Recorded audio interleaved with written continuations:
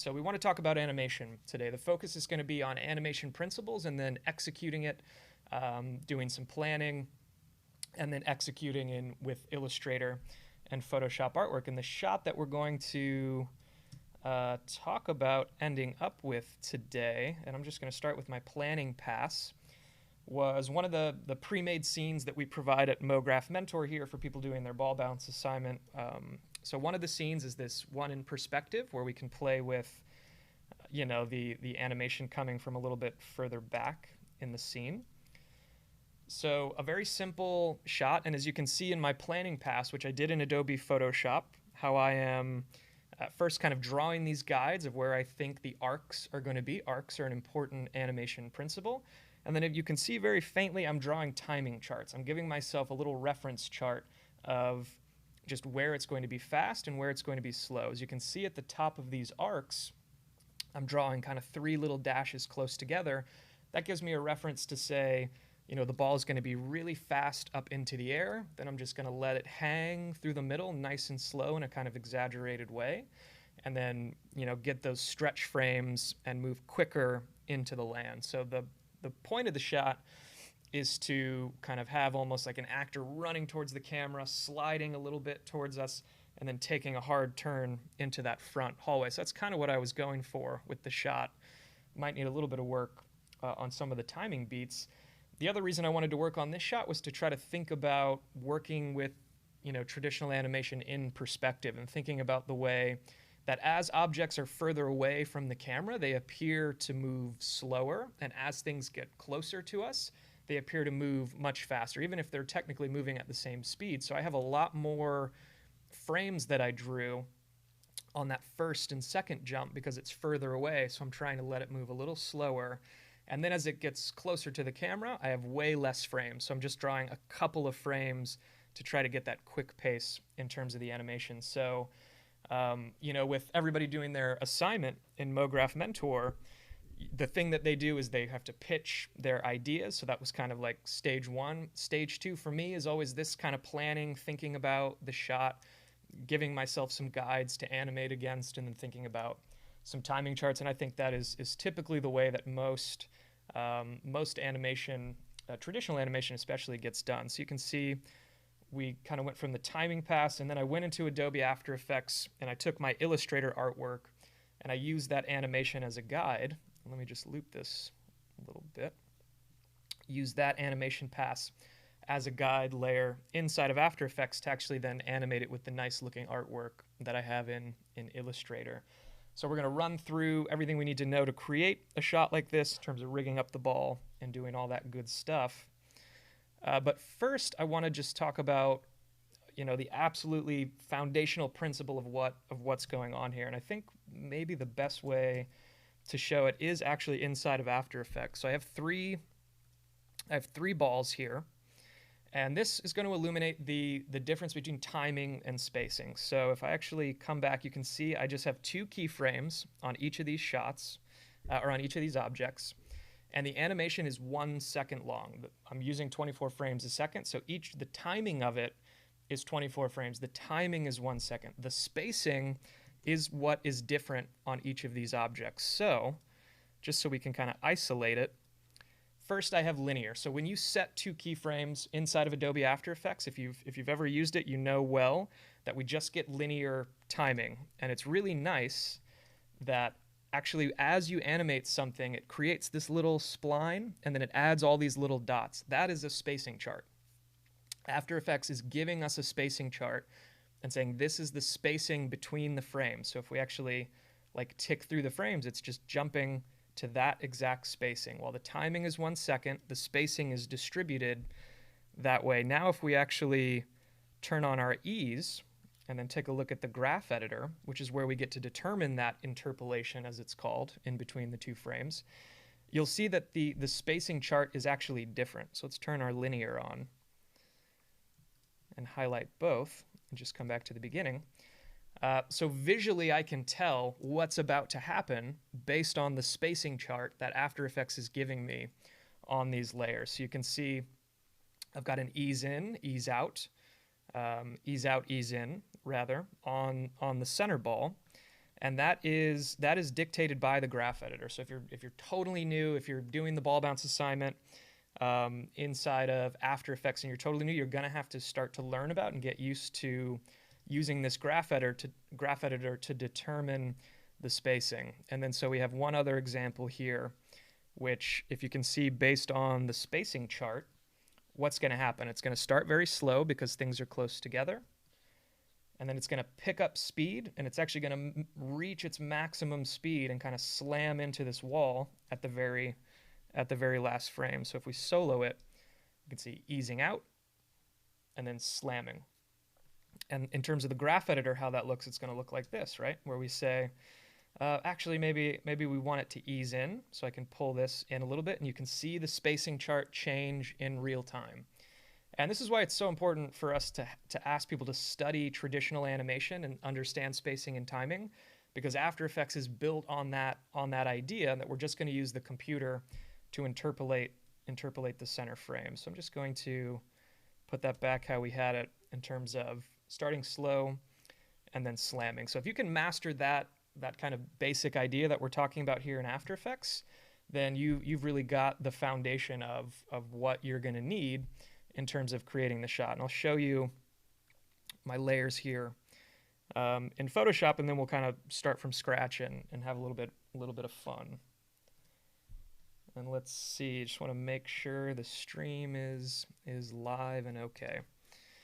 So let's just start with a blank slate here, and let's go back to this discussion of timing charts. This is something I'm trying to tell a lot of MoGraph Mentor students to say, if you're confused about your shot, or you just want to like think about it more visually, think about the spacing. Even if I was going to execute this in After Effects, I would need to think about the way my spacing chart is going to look. So what's actually going on here? Let's just draw some frames and try to do a bounce.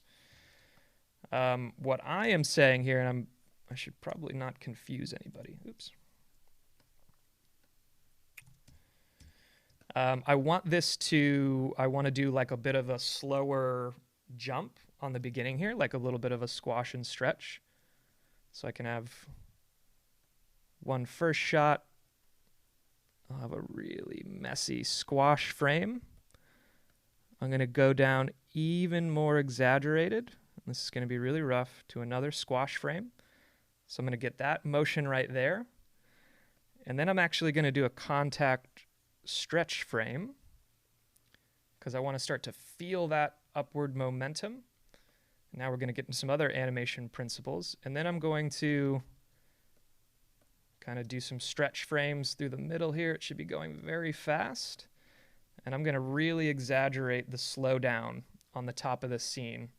And I'm going to pull the ball back to its main shape through this top arc. And I'm really slowing it down, right? That's almost going to like stick in midair as close as these frames are together. And I'll do another one. But I just want that change, right? I want fast up, hang in the air, and then fast down. And this is what I was focused on with my other shot. And we'll do another kind of stretch frame through there. So we'll keep it really simple. And I'm going to change my mind and come a little more right there. And I'm doing this in what would just be known as a straight ahead fashion. I'm not doing my key poses. I'm just going to work straight ahead. Actually, there's a problem with that frame. I'm going to come back and move that frame a little bit lower. Really want it to feel like it's moving quickly into that pose. And then I'm going to go right into a squash. And then another more exaggerated squash. My drawing is for shit. I apologize. And then we're going to have him kind of come back to his key pose and chill there for a second. So let's see if I define this this area here. We can take a look and see how we did. So this is that really, really basic and quick thinking about. So right, it almost feels like it sticks in midair. So we could add some kind of more in between frames, but the basic of what I want to do is being achieved with the shot here. And then the question would be, how could we exaggerate this even further. And I think it would be by actually probably removing, oh, it's going to stall out a little bit on me.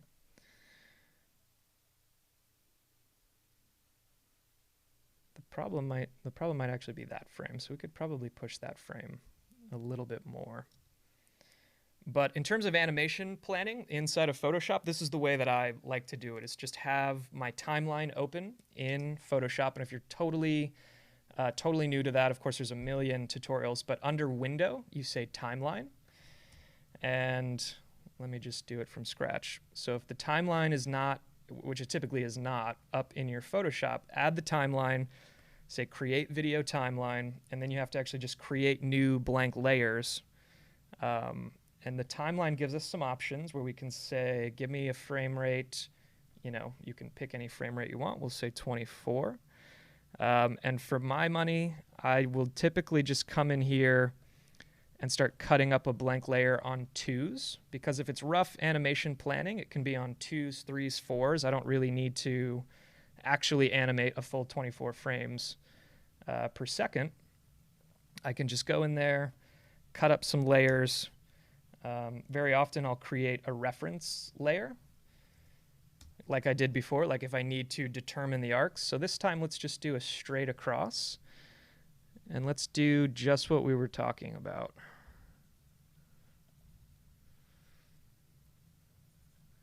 And then we'll do like a splat. Actually, let's push that even more. So this could feel quite cartoony. Let's see what we can do with just a couple frames. And I'm a big believer you can try to tell the story. And I'm going to turn on onion skinning, which is another option, so you can faintly see the previous frame.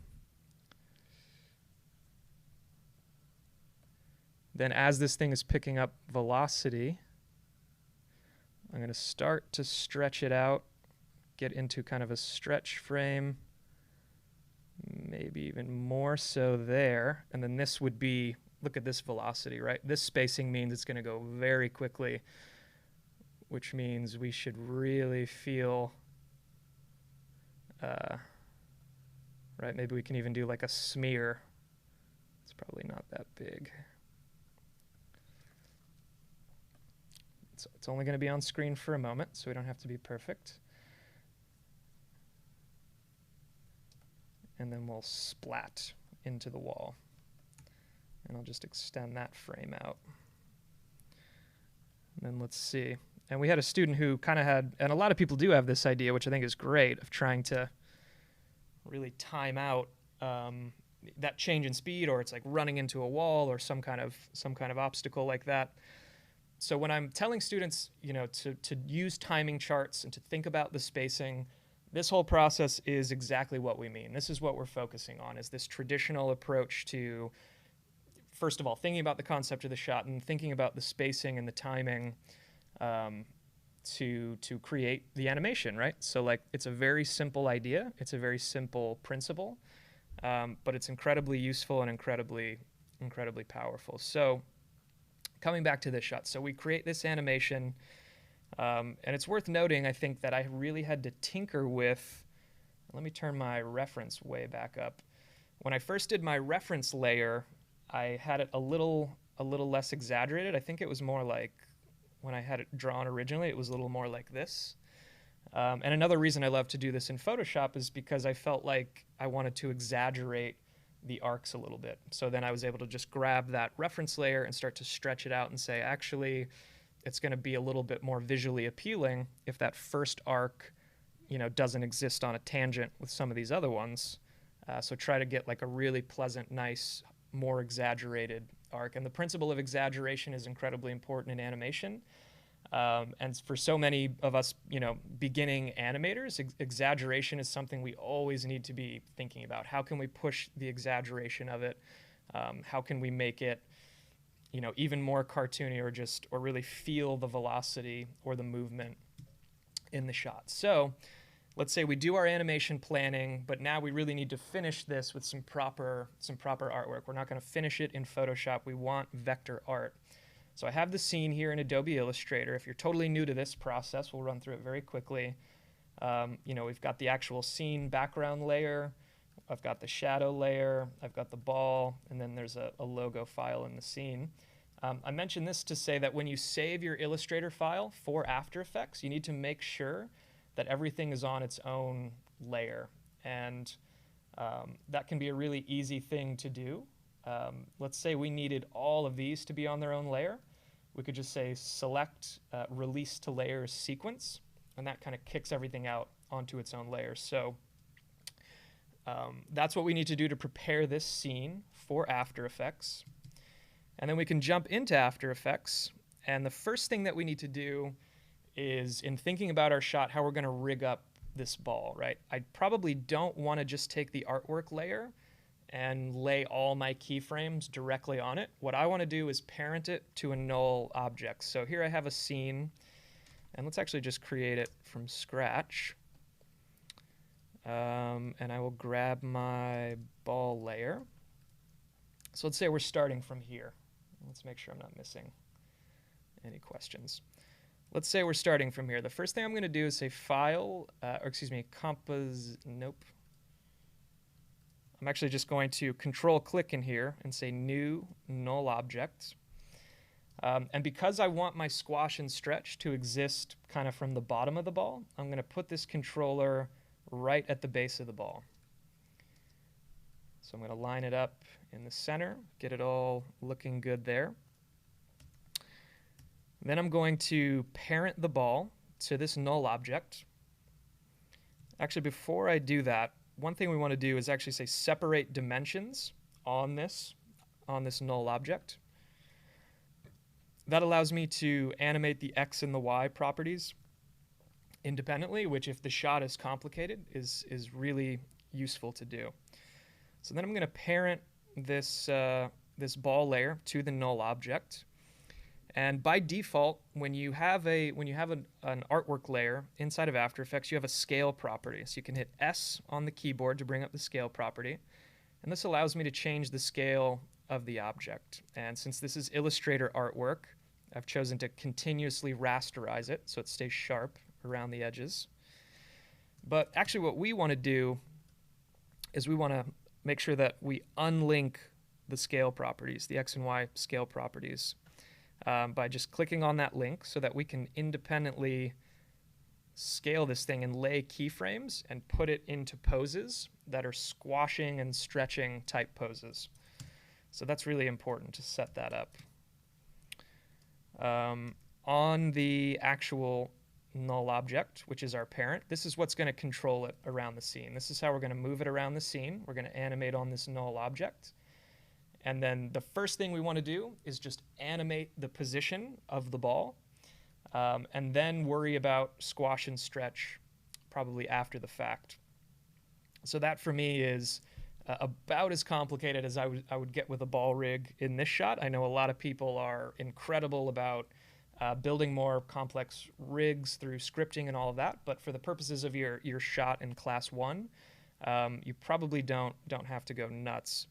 And so you see, when I was working on this shot, I had the benefit, first of all, of just bringing my 2D animation in as a reference that I'm just sticking over the top and lowering the opacity, which gave me a really great guide of where to position the ball, how to position it in terms of squash and stretch, and do all that good stuff, and then going in and adding a shadow as well. But for our purposes here, right? So let's say this is your shot here, and we just want to do kind of a simple looping bounce. So how would we go about that? Well, first of all, we could just say, all right, let's just work with the Y property. We will start at the top of the scene.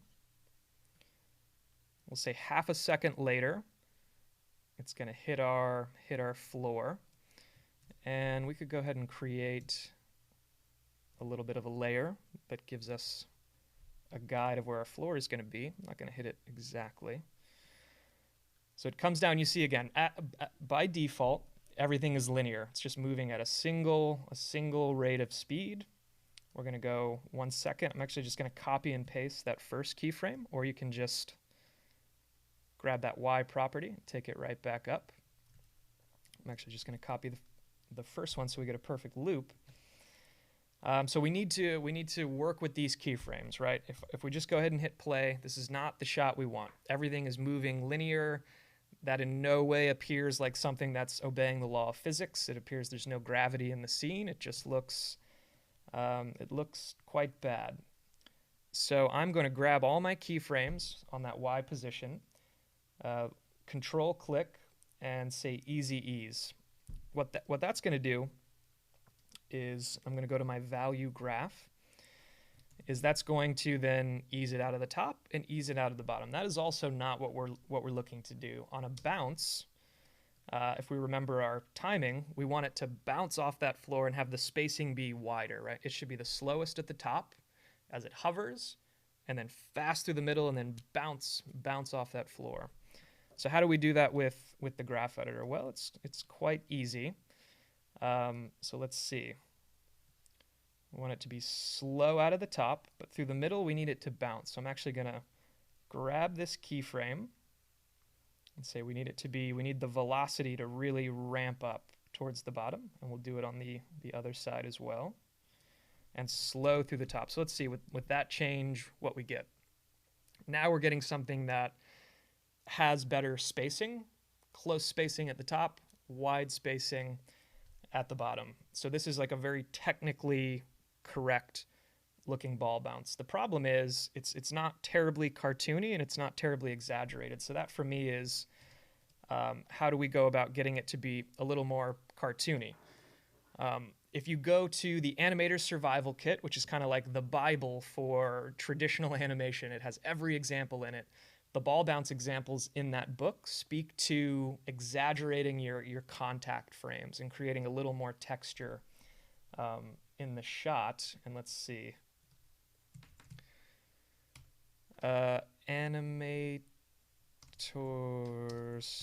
Survival. Let me just see. I'll bet there's like a great image right off the bat. Maybe.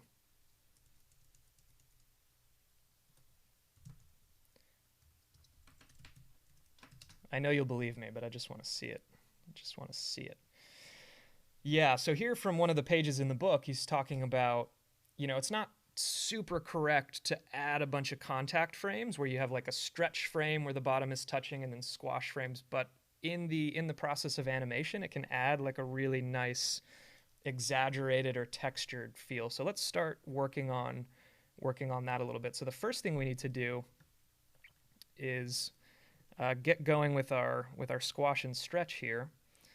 And so I'm going to lay a keyframe on my scale property at the beginning of the shot.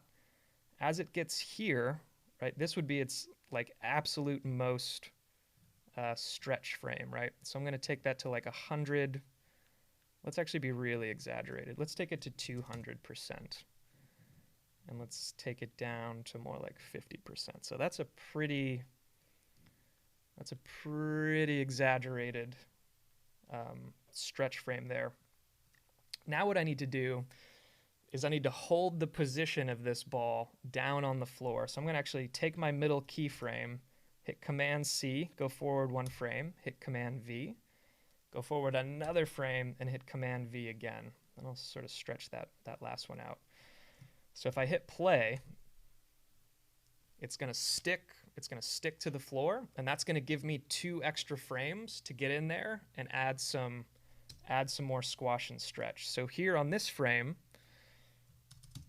now let's stretch this guy all the way down in the other direction. And this is going to feel quite cartoony. And let's actually not do it as much. Let's see what we get.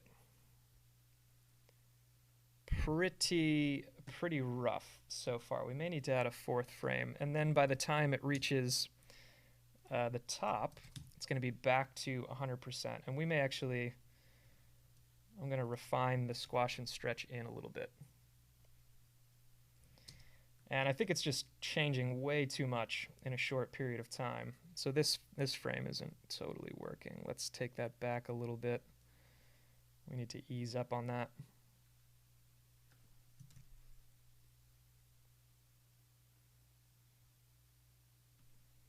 So now we have something that is really exaggerated. It's kind of technically wrong to have that ball stick to the surface for 3 frames. We know it's technically wrong, but our goal is to achieve a cartoony, exaggerated animation where if we have squash and stretch in the shot, the audience can really feel it, right? They can really feel that. And so adding in that extra couple frames, and we could probably even take it further. It's still looking a little fast to my eye.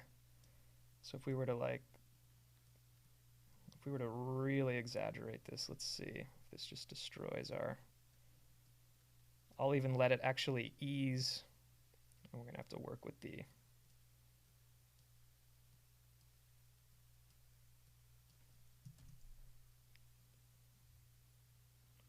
and you can see it's freaking out because of what I'm doing with the scale, but the overall timing I think is actually starting to feel a little bit better. So one thing it's doing that we don't want it to do is actually interpolating in a way that we don't want it to. I just want it to act as a hold frame. We need to break that tangent using our tools there. And let's go ahead and pull this out a little bit as well. And we need to break that tangent as well. You can see we're a little quicker on the other side, so let's actually pull our animation out a little bit. So now it's much slower. Now we've got the thing sticking to the canvas for, you know, from 12 to 16. We've got a lot of time for those contact frames, but actually that feels a lot better to me in terms of really feeling like it's kind of squashing off the canvas. We're adding those 2 frames in between, I think add quite a bit. And so maybe that actually allows us to come back to our scale properties here and see if we're happy with what our absolute squash frame is. Meaning we could push it even a little further.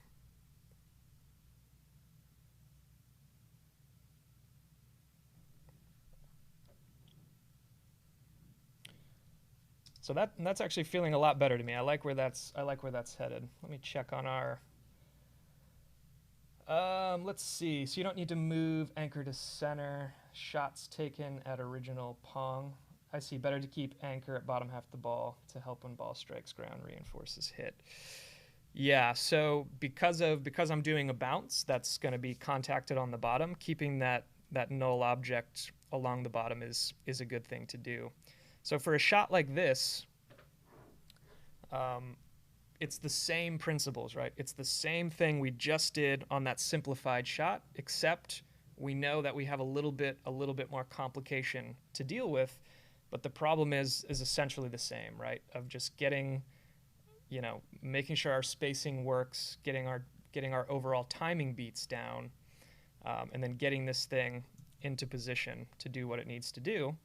And I was having a little bit of fun with frame rates on this one. I don't know if you can tell, but this scene is actually at 12 frames per second. I kind of wanted to see that like choppier look. So even though it's After Effects and it's keyframes, it still has like a traditional animation kind of feel because it's working at half the traditional frame rate.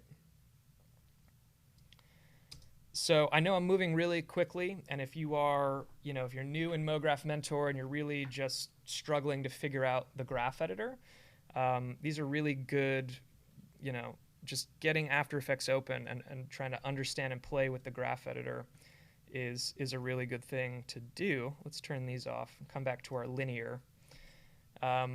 So again, everything's linear out of the box. Typically with the graph editor, you'll come in and you'll give it just some ease just so that you actually create some tangents that you can work with. And there's 2 types of the graph editor. One is the speed graph, which is determining the velocity, and the other is the value graph, which actually puts splines based on the actual values in the shot. So if I move around this spline, you'll see it's actually moving the values, the position values of the artwork, right? If I go back to the speed graph or the velocity graph and I move this around, you see the positions stay the same, It's just changing the spacing chart, right? It's just changing the spacing chart.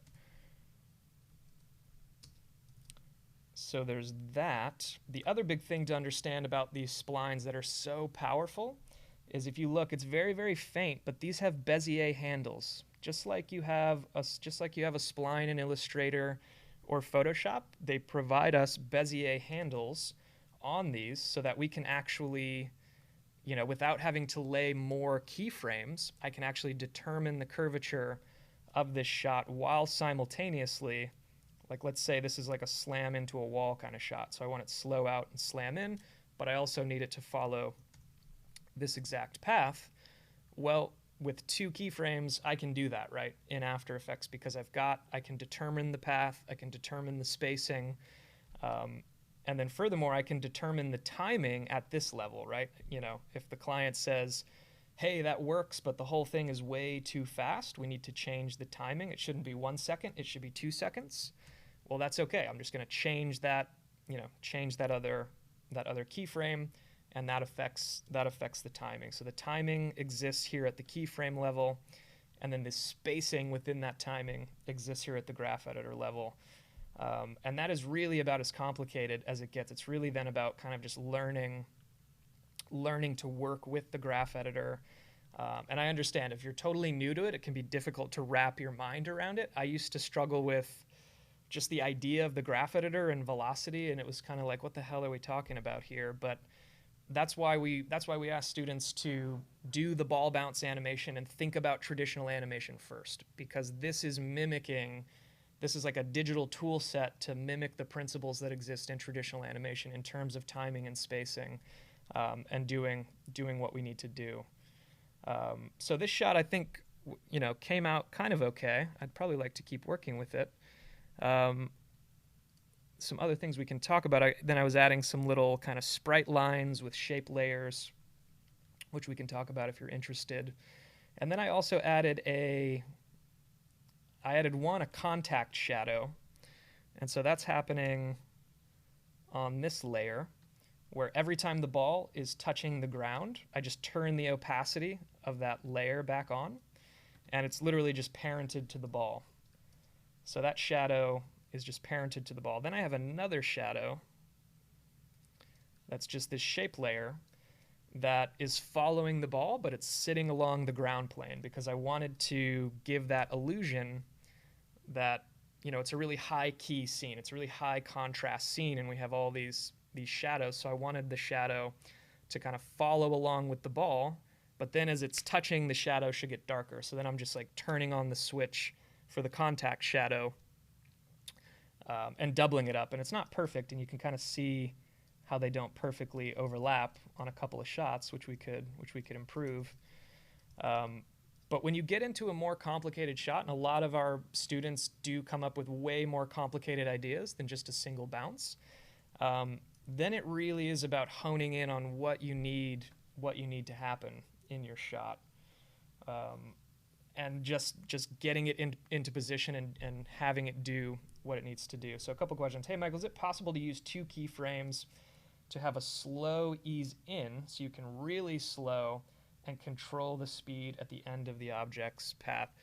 Yeah, and that's kind of what I'm hinting at, in terms of, at the end of the day, what matters is what shows up on the screen. So if you need something that you can't quite get right just by finagling the graph editor, well, then just add more keyframes and put it where it needs to be, put it into position. And that's why I encourage people to go through a process like this, perhaps, where you're really just thinking about the position of the ball, and you're really thinking about the timing. And so when I'm actually back inside of After Effects on a more complicated shot, let's see, the controller has a lot of keyframes and the ball has a lot of keyframes. You can see, doing a more complicated shot, I'm not doing a ton of interpolating with the graph editor. I'm just literally putting the ball where I want it to be on these shots, and then squashing it and stretching it accordingly on kind of a second pass. So typically, on an animated shot, you may just have to go brute force and just fully add keyframes and put the ball into position. So that is mainly what I wanted to cover today. Thank you for the question, LBS of DRO. I like the name there. So let's see. We had a student who was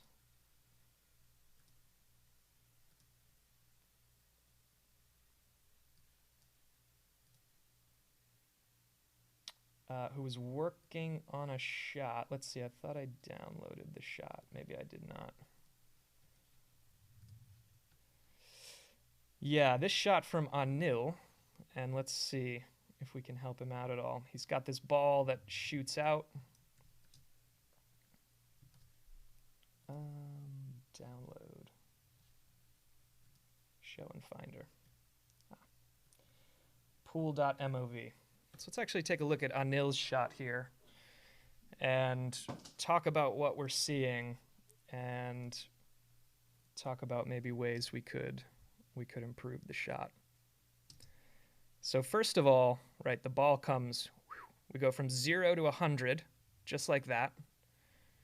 I think probably you need to slow the timing of that down a little bit. I think it would be helpful for the audience to see more than that single blur frame. It's still got to be quick, right? Because it's a ball, it's doing this kind of thing, and you want it to be fast, right? So you do need it to go fairly quickly, but I'd say maybe you could just add a couple frames to help us wrap our mind around it a little bit more. And I see you're doing a little bit of squash and stretch there. And it's a little slow out. And this, I think that is perhaps part of the problem.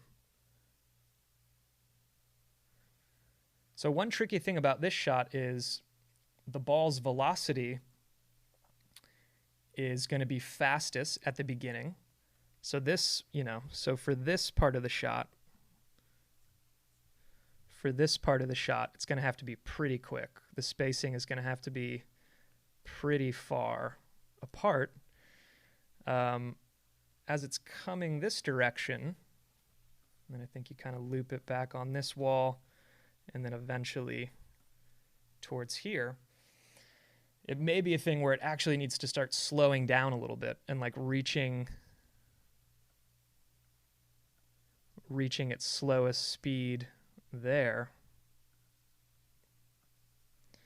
because all that velocity generated at the beginning, and I'm doing it somewhat linear, all that velocity, maybe it's not that one, maybe it's still like pretty quick through here, and then starting to slow down on this last leg of the movement, because that initial energy is going to kick it pretty strong, but it almost feels like it's like picking up a little bit of speed. So you might need to get in there and like think about your timing chart, or your spacing chart rather. And if you're doing it in After Effects, the best way to know exactly your spacing is just to actually look at the spline and look at the spacing chart, and then try to think about massaging the overall speed and momentum of the shot into the final pocket there. But I think that's a good start, and I think it's it's definitely a cool concept to think about. Oh, got this running in the background. So thank you, Anil, for uploading that. Alex, hey, what's up, Alex? So will the live stream be available for review? The live streams, yep, it'll live here right on YouTube right after we're done. That's going to be it for today. I hope that this was useful in terms of understanding, if you're in MoGraph Mentor, the assignment, or if you're totally new to animation, the way that we would go about this process, or how you would set up to like start this process. Motion Design 101 is a free course on our website where you can find Illustrator assets and tutorials that are very much like this in terms of getting you going with the graph editor and thinking about these traditional animation principles in creating good animation work.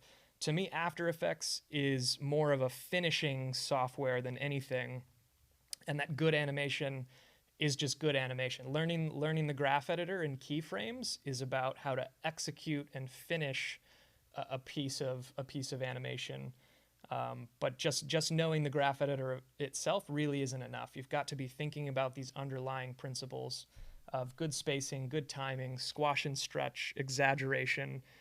Read your animator's survival kit, as we all should, as we try to get better at animation. So thank you all for hanging out with us on this Thursday morning. Will be available for review later, and check us out at MoGraphMentor.com. New courses coming out this year. If you want to, join our mentorship, we've got another semester coming this fall. It'll be a good time to jump in.